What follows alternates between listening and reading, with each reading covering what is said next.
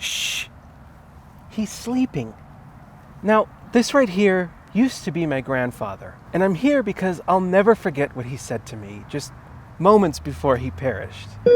He looked me in the eyes, and he said to me, "Ren, I need to tell you the biggest regret in all my 90 years of life was forgetting to purchase the John Wick skin in Fortnite."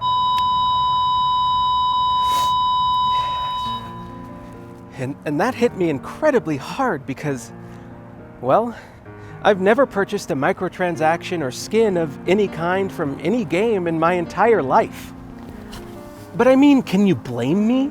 $6 to light your ghost on fire, $18 for a shotgun skin, and $20 for a Master Chief skin, when I've already looked like Master Chief before in a video game called Master Chief Collection? I mean, $20 is 1/3 of the cost of a full AAA game, right, Grandpa? Maybe I'm being ignorant when I say that I genuinely don't understand why people spend their money on this stuff sometimes. But I think it's finally time that I did. And so, I finally caved in, and for the first time in my life, your favorite little boy in the whole wide world, Ren with 2 N's, caved in and bought a microtransaction.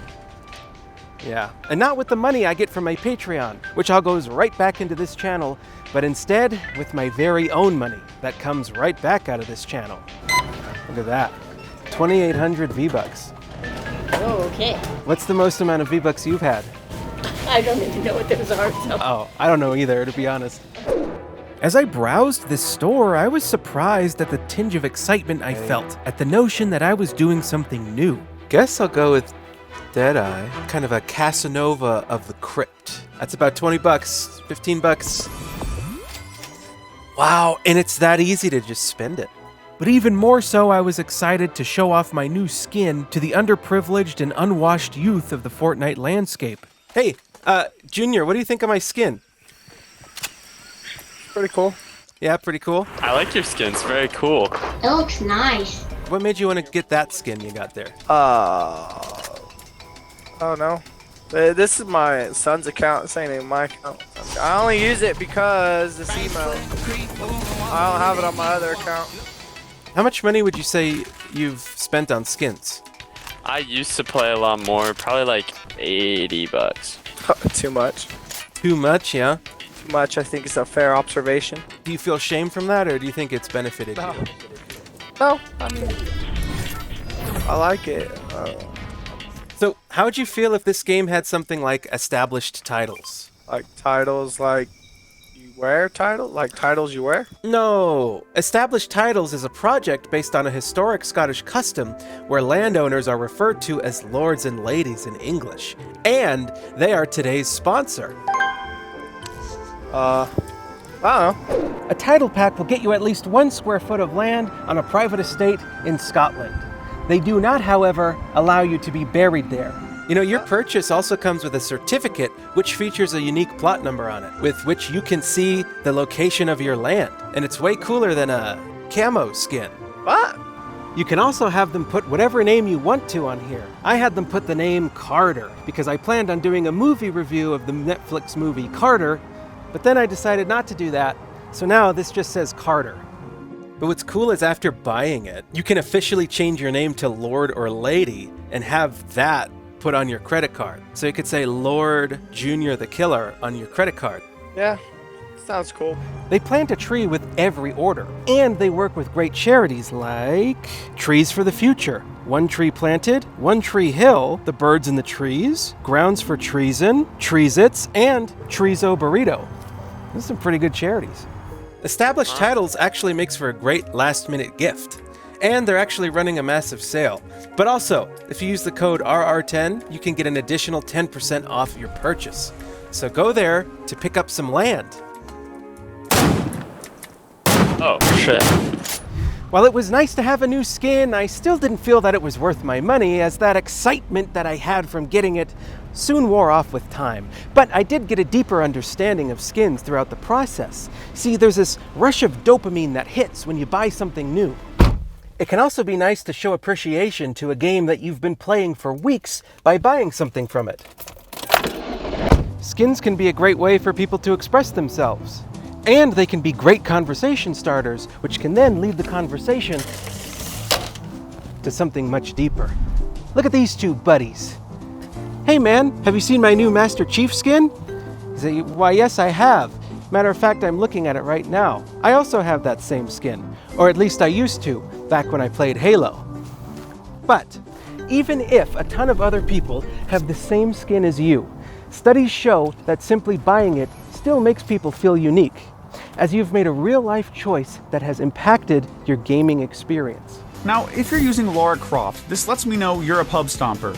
You're the one who always has the most kills out of everyone on the team. And I don't know how, but you can take out a whole squad in under 30 seconds.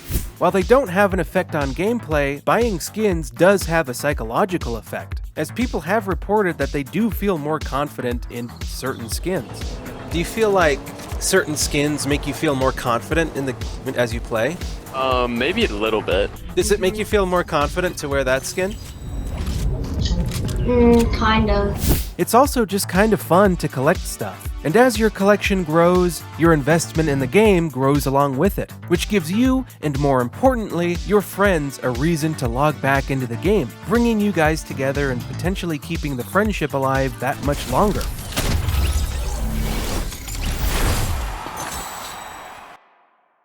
And while all of that is nice, I was still struck by how pointless having a skin actually is. It's all for the sake of vanity. Can you ride that around? Yeah. Yeah. That's so stupid. What this game is, bro. And what do these skins prove anyhow? You know, apart from the fact that you're a fan of an existing property like Dragon Ball Z or Star Wars. There's nothing unique or noteworthy about the fact that you can look like someone else from somewhere else. And as a side note, I can't help but wonder if the likeness of all these characters from other franchises only serves to muddy up Fortnite's own identity. It's almost as though Fortnite doesn't even have one. There's this long-running connected narrative that weaves through the game's multiple seasons. But the writers are forced to include the fact that Darth Vader and stormtroopers somehow now exist in this world. We've got some visitors. Foundation calls them stormtroopers.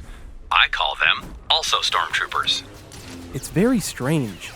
One day you're bouncing off of spider webs at the Daily Bugle, and the next day the Bugle has suddenly transformed into a giant pirate ship since the Spider-Man license they bought from Marvel expired. Now, how does that not shatter any investment one might have in the story or overall universe? And when a game has every franchise all in one place, the game itself, along with the franchises included in it, lose so much meaning. Who would have seen the day Darth Vader with Among Us on his back, powering up with Goku? Yeah. Darth Vader wouldn't be caught dead touching tips with Goku, and Master Chief would never sing a sea shanty while he bangs on a tambourine. There once was a squad that readied up, with outfits a fancy to say what's up. Their hopes were high for a win that day. Go me squatty boys go. I don't like this.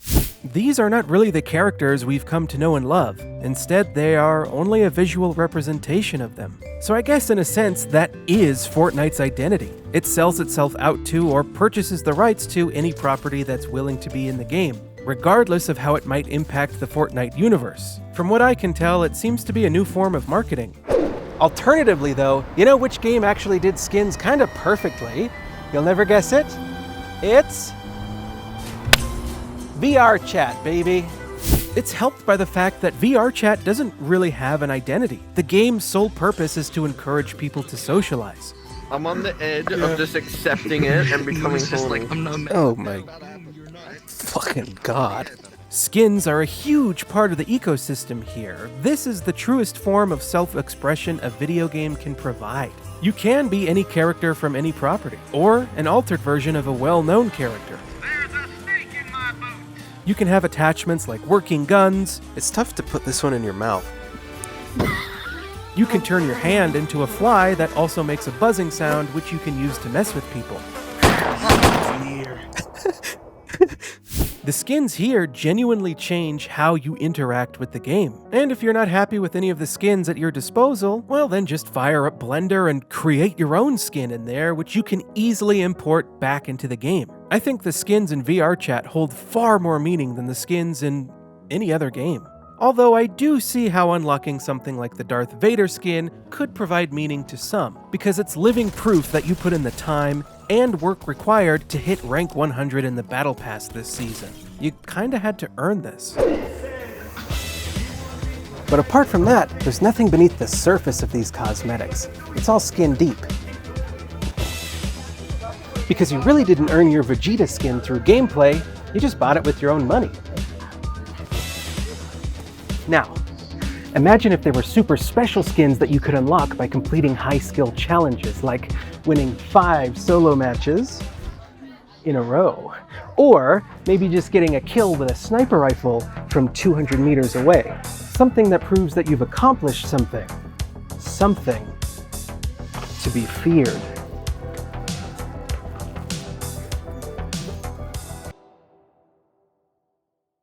When we transfer our money into something that is similar to money but isn't money, like points at an arcade, credits in a gambling machine, or silver, it makes your money seem less valuable. It's no longer in your hand or your bank account because mentally speaking, you've already parted with that money. And once it's been turned into fake money, you're more likely to splurge a little more than you expected. The amount of V-Bucks you can buy in relation to what items in the game cost are priced out so that after a few purchases, you'll just be 100 or 200 V-Bucks away from another skin that you might want. But of course, you can't just buy 100 or 200 V-Bucks. The lowest amount you can get is 1,000 for $7.99. So you spend the $8, buy that skin you wanted, now you got a few hundred V-Bucks left over, and the cycle continues.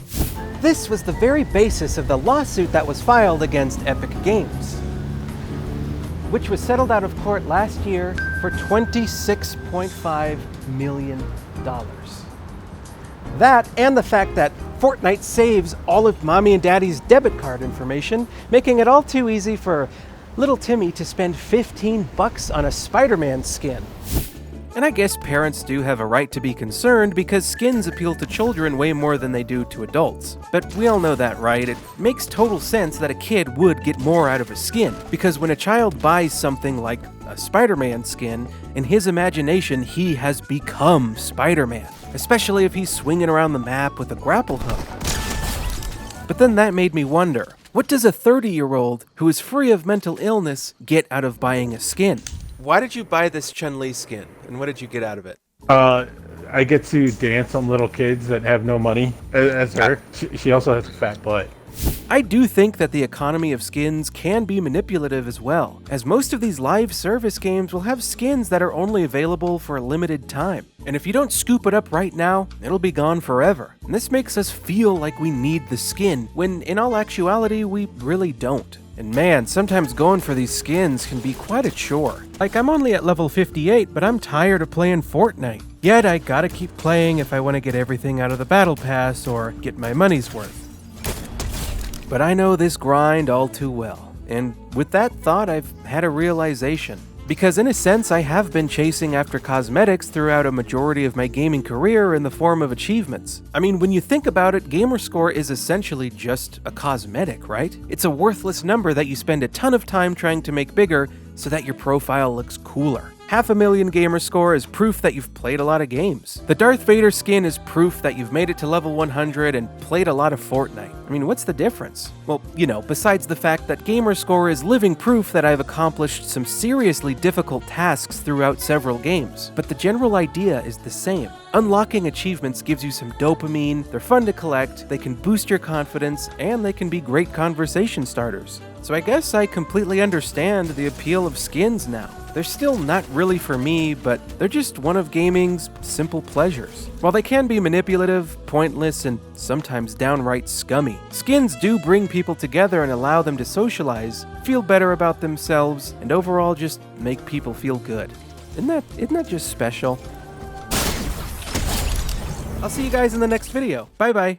There once was a squad that readied up with outfits so fancy to say what's up. Their hopes were high for a win that day. Go me squatty boys go. See there the storm she'd come to whittle us down and leave just one. Grab your squad quick on the run. Let's take our job and go.